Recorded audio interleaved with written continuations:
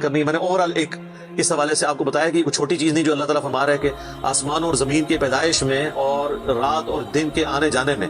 اب یہ رات اور دن کا آنا جانا یہ کوئی چھوٹا معاملہ ہے؟ آج تو مطلب سائنس کی وجہ سے ہمیں جو چیزیں پتہ ہیں ہم سے پہلے تو لوگوں کو پتہ ہی نہیں تھی. ان کا تو ایمان بالغیب تھا جن باتوں پہ, ہمیں تو وہ چیزیں سامنے نظر آ رہی ہیں. 3 بڑی بڑی موشنز جو ڈسکور ہوئی ہیں نا زمین کی, ان میں سے پہلی موشن یہ ہے کہ زمین ہر سیکنڈ میں آدھا کلومیٹر اپنے محور کے گرد گھومتی ہے. 1 سیکنڈ میں آدھا کلومیٹر, جس کی وجہ سے 24 گھنٹے میں ہمارا دن رات مکمل ہوتا ہے. میں ایکویٹر کی بات کر رہا ہوں, اس کے ارد گرد. میں نارتھ اور ساؤتھ پول کی بات نہیں کر رہا. وہاں تو سورج ود ریسپیکٹ ٹو زمین جو ہے افق کے ساتھ چل رہا ہوتا ہے, وہ الگ معاملہ ہوتا ہے. وہ پھر آپ کو پوری سائنس سمجھانی پڑے گی. ایک عام ڈسکشن میں بات کر رہا ہوں. دوسری موشن ہے زمین کی 1 سیکنڈ کے اندر, یہ تو ہوگی نا آدھا کلومیٹر, وہ ہے 1 سیکنڈ کے اندر 30 کلومیٹر سورج کے گرد. اور یہ اس رفتار کو کوئی سوچ سکتا ہے؟ 1 سیکنڈ میں 30 کلومیٹر, یہ گولی کی رفتار سے 60 گنا زیادہ رفتار ہے. یہ 1 سیکنڈ میں 30 کلومیٹر. گولی 1 سیکنڈ میں آدھا کلومیٹر طے کر سکتی ہے, اور زمین 1 سیکنڈ کے اندر سورج کے گرد 30 کلومیٹر, جس کی وجہ سے 365 دنوں میں ہمارا سال مکمل ہوتا ہے. اور یہ دو تو پھر بھی تھوڑا بہت بندہ دماغ میں سوچ سکتا ہے کہ تیسری موشن ہے نا, وہ زمین اور پورا ہمارا یہ سولر سسٹم سمیت ہمارے سورج کے 1 سیکنڈ میں 200 کلومیٹر کی رفتار سے ایک سٹار ویگا ہے اس کی طرف پچھلے 15 ارب سال سے ٹریول کر رہے ہیں. ذرا آپ یہ لینتھ دیکھ لیں.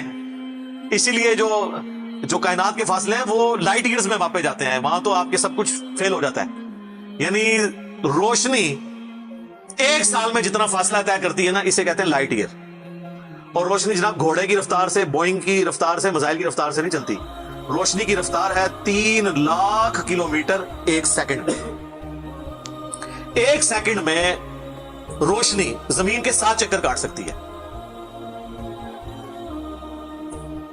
3 لاکھ کلومیٹر یا 1,86,000 میل, کیونکہ زمین کا سرکمفرنس 40,000 کلومیٹر ہے. تو 7 چکر کاٹے زمین کے 1 سیکنڈ میں روشنی, 1 سیکنڈ میں 7 چکر زمین پوری کے کاٹ لے, اور یہ سال تک ٹریول کرتی رہے, تو وہ 1 لائٹ ایئر ہے.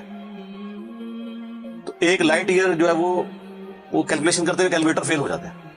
یہ تو اللہ ہی اللہ ہے. آپ مجھے بتائیں, جس اللہ کا تعارف یہ ہے تو بابے کدھر آ جائے بیچ میں؟ بابوں کو تو یہ جب ہم باتیں بتائیں نا تو وہ ہماری ویڈیوز دیکھ کے بیان بھی نہیں کر سکتے. تو کہتے ہیں جی وہ بابے کہتے ہیں من غصہ ہے, میں آسمان زمین تے سٹ جانا, نہ تو آسمان دے سائے دا پتا نہ زمین دا. کہانیاں تو بنانا پھر پتہ ہی کسی چیز کا نہیں.